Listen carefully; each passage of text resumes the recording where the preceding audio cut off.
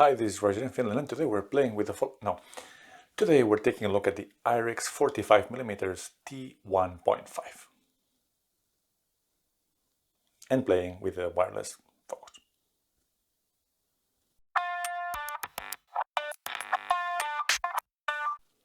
And today's video is sponsored by me working a full-time job. So yes, like many of you and many of us, I do work a full-time job that has nothing to do with this, nothing to do with cameras, nothing to do with Irix or lenses or YouTube, but it does pay the bills. I deal with problems, I deal with people, I deal with organizations. Nowadays I also started to travel a bit more for work. I would hope so much I would have some b-roll to show what all the cool videos I take in my travels, but I don't, because you travel for work, you spend all day in meetings. I still have no b-roll, so I'm going to stop talking about this. But then in the end of the month you do get a salary, like hopefully most of you do, and with that you try to do your best to pay your expenses and your mortgages and buy the food and make sure that the family has everything that it needs, that the kids have their own hobbies, that our own hobbies are covered. Sometimes if we can, we try and go also, fortunately, on holiday trips. And then after all of that, you need to save some money. And after all of that, time to time, there may be something left to buy something fun. And then if I buy a fun lens or a fun camera or a fun device that it relates to the content of this YouTube channel, I may or may not make a video like I'm doing today. Now, about this lens. This is the Irix 45mm T1.5 cinema lens, and I got it for the Sony E mount as my current main camera, and the only one really that I can interchange lenses to is the Sony A7 IV. And of course the question is, should you get this lens?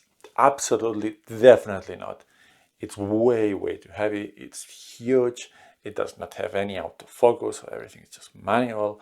It has no electronic control, so the camera has no idea what's plugged into it, and then it has no character. It's bland, it's normal, it doesn't flare, doesn't do any funky stuff, it's just clinical.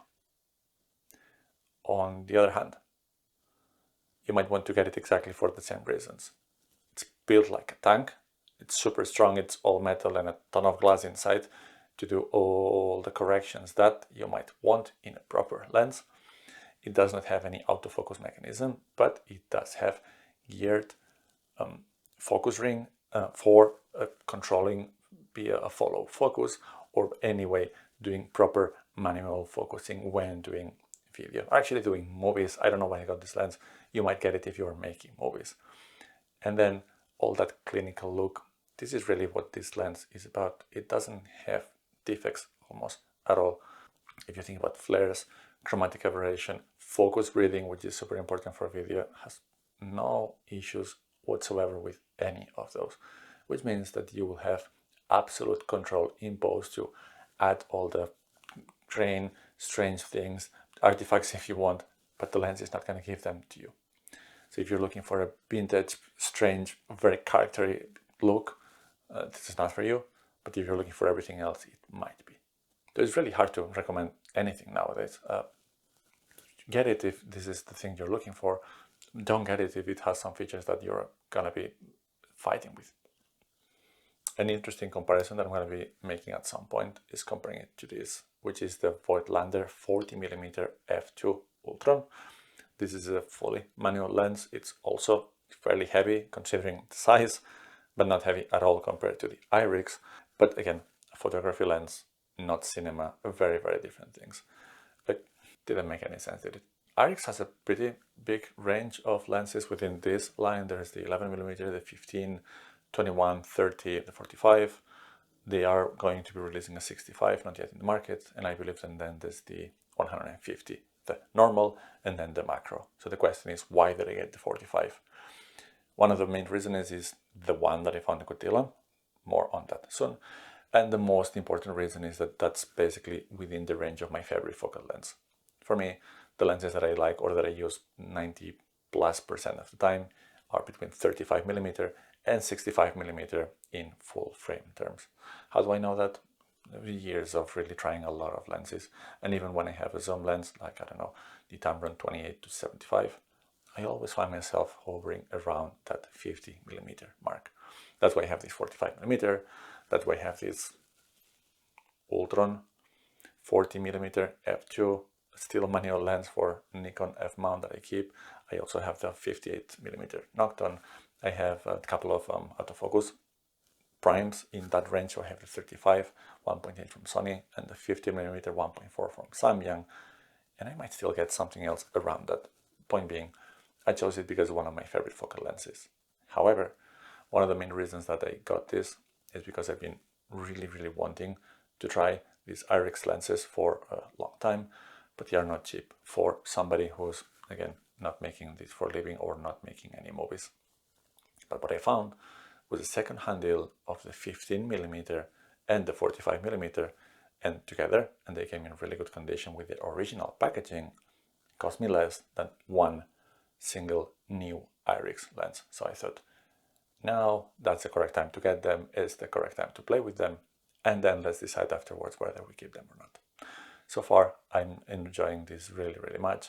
Again, focusing is a challenge, so you need something, you need help, you need a focus puller or a camera assistant, or right now I have a massive computer monitor that is helping me with this, and then I'm focusing now with this small rig Magic Fizz.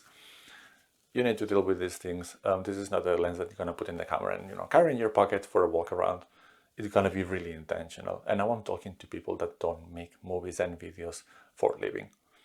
For the rest of you filmmakers, if you're watching this video, I apologize for the image, the quality, the talent or lack thereof on anything that I said that it really doesn't fit your style and the proper way of making movies.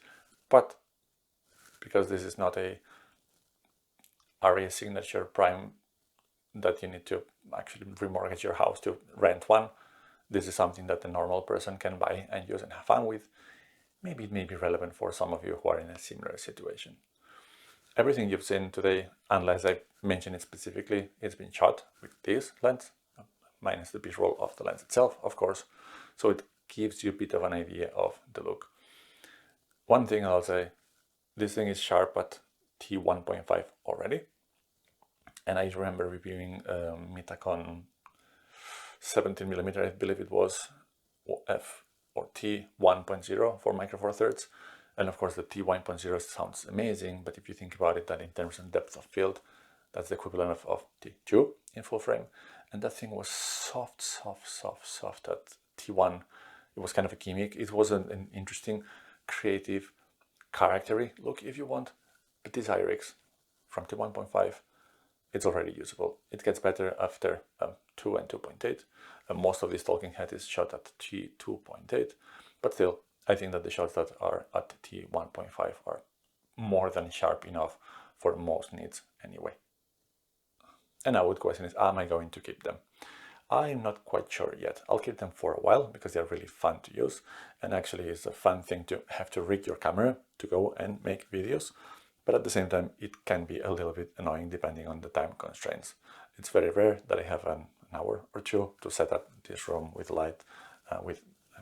Didn't even set up a microphone today because I don't have the time and make a video like this, let alone go out and take the tripod and everything else. I'm going to try to do it because it's fun, but I don't know how much use will I have as a silly hobbyist that makes videos time to time.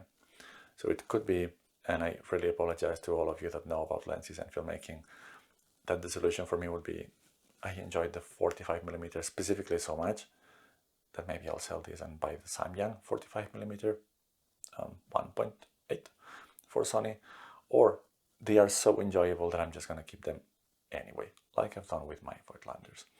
Time will tell, but so far it's a fun experience with a really great lens. Now, what I'm really curious to hear is from all of those of you who are not making films and movies for a living, you're just a hobbyist, do you have this lens or any of the Irix lenses, and do you find joy in using them, which is one of the most important things for us hobbyists. And if you don't have it yet, is this a lens that you would consider getting, again, just for fun, despite all its usability drawbacks for normal hobbyist purposes? I'm curious. Let me know down below, and we're gonna see you soon for some more content and I might have some things coming that might be fun. Bye!